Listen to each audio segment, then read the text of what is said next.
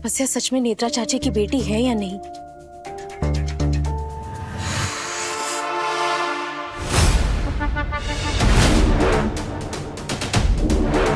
ये रिपोर्ट तो नेगेटिव है। इसका मतलब तपस्या नेत्रा चाची की बेटी नहीं है। तो फिर आंटी जी को ऐसे क्यों लगता है कि तपस्या नेत्रा चाची की बेटी है?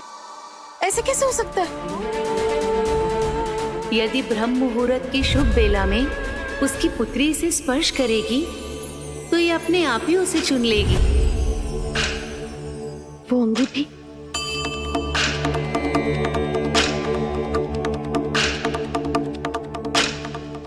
अभी अंगूठी ही हमें सच तक पहुंचा सकती है।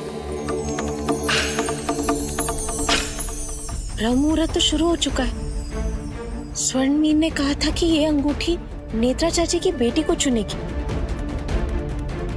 तपस्या है कहाँ?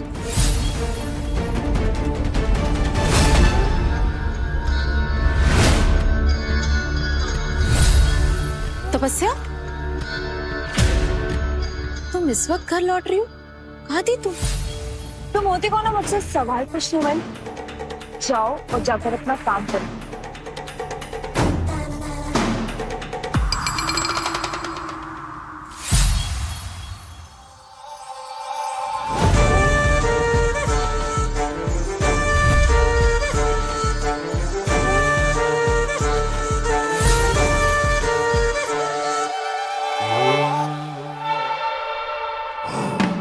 सोने से कम नहीं, पर खो जाए तो गम नहीं। कहाँ से लाई तुम ये नकली सोने की अंगूठी? खैर मुझे क्या, अपनी अमानत अपने पास रखो।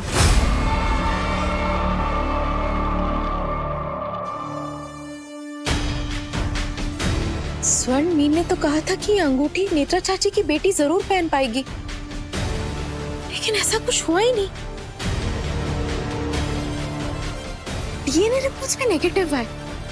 इसका मतलब तपस्या नेत्रा चाची की बेटी है ही नहीं। तो कौन है नेत्रा चाची की बेटी?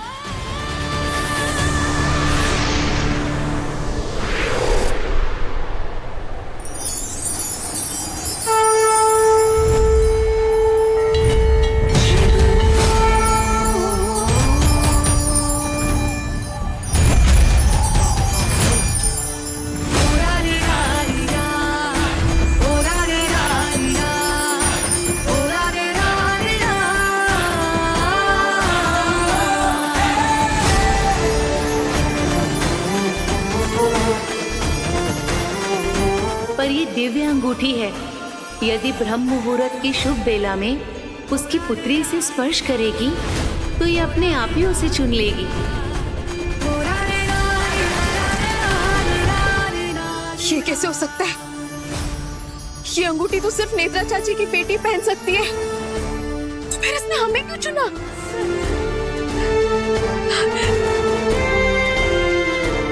कहीं इसका मतलब नेत्रा चाची के साथ हमारा कोई, हमारे साथ वो अजीबोगरीब घटनाओं का घटना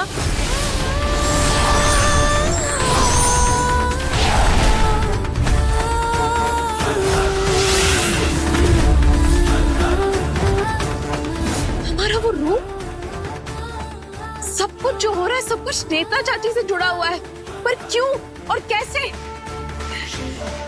क्या है हमारा सच? आखिर कौन है हम? अगर हमें उस काली शक्ति को हराना है तो हमें हमारे सच तक पहुंचना ही होगा। हमें जानना ही होगा कि हम कौन हैं। इस रहस्य को सुलझाना ही होगा। पर कैसे?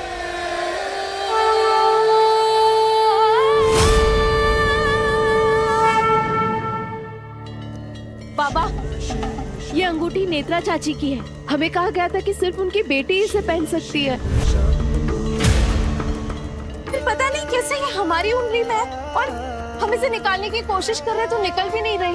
हमें समझ नहीं आ रहा कि क्या रिश्ता हमारा इस अंगूठी से और नेत्रा चाची से। मुझे भी यह ज्ञात नहीं कि तुम्हारा उनसे क्या संबंध और क्या है तुम्हारे अतीत का सच। परंतु जब तुम यहाँ नहीं थी मैं तुम्हारे सभी प्रश्नों का उत्तर ढूंढने का प्रयास कर रहा था। तो क्या आपको कुछ पता चला हमारे बारे में बाबा?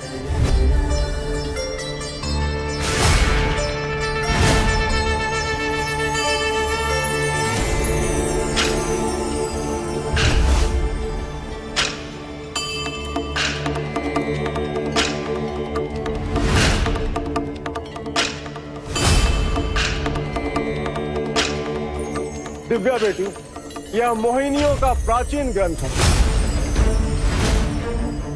इस ग्रंथ में मोहिनियों के रहस्य, उनके सेवक सेविकाएं और उनके समर्थक, उनके सहायक महाकाल के भक्तों के बारे में विस्तार से जानकारी दी गई। पर इस ग्रंथ का हमसे क्या संबंध? क्या हम अपनी जिंदगी का सच इससे जान पाएंगे? तुम्हारा प्रश्न विचारणीय है, परंतु कोई न कोई संबंध इस प्राचीन ग्रंथ से अवश्य होगा।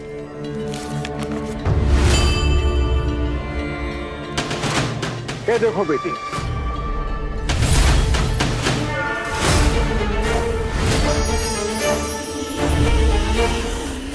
बाबा, ये तो वही कुंडल है जो हमने उस दिन उस रहस्यमयी तस्वीर में देखा था। यह कोई साधारण कुंडल नहीं, यह कुंडल है कर्ण मोहिनी का। कर्ण मोहिनी? हाँ बेटी, मोहिनियों के इस प्राचीन ग्रंथ के अनुसार कर्ण मोहिनी वह मोहिनी है जिसने भक्ति का मार्ग छोड़कर शैतानों की तपस्या की और उस तपस्या से उसने अनेकों काली सिद्धियां प्राप्त की। उन सभी काली शक्तियों की सिद्धियां उस मायावी कुंडल में केंद्रित है। तो यह मानकर चलो दिव्या बेटी कि यह मायावी कुंडल ही उस कर्ण मोहिनी की सबसे बड़ी शक्ति है। और उस कुंडल को ढूंढ के लाना होगा। केवल वो कुंडल ही बचा सकता है तुझे अपनों का अंत करने से। बाबा, हमारे पापा के रूप में जो काली शक्ति हमसे मिलने आई थी, वो भी इसी कुंडल को पाना चाहती थी। हाँ दिव्या बेटी, इसका अर्थ यह है किसी भी कीमत पर वह काली शक्ति उस मायावी कुंडल को प्राप्त करना चाहती है। यदि दुर्भाग्य से वह मायावी कुंडल उस काली शक्ति के हाथ लग गया तो धर्म, आस्था, प्रेम और सत्य का नामो निशान मिट जाएगा। तो हम अगर उस कुंडल को नष्ट कर देंगे तो क्या वो काली शक्ति भी नष्ट हो जाएगी? उस काली शक्ति को हराने का एकमात्र यही उपाय है, परंतु उस मायावी कुंडल को इतनी आसानी से नष्ट नहीं किया जा सकता है।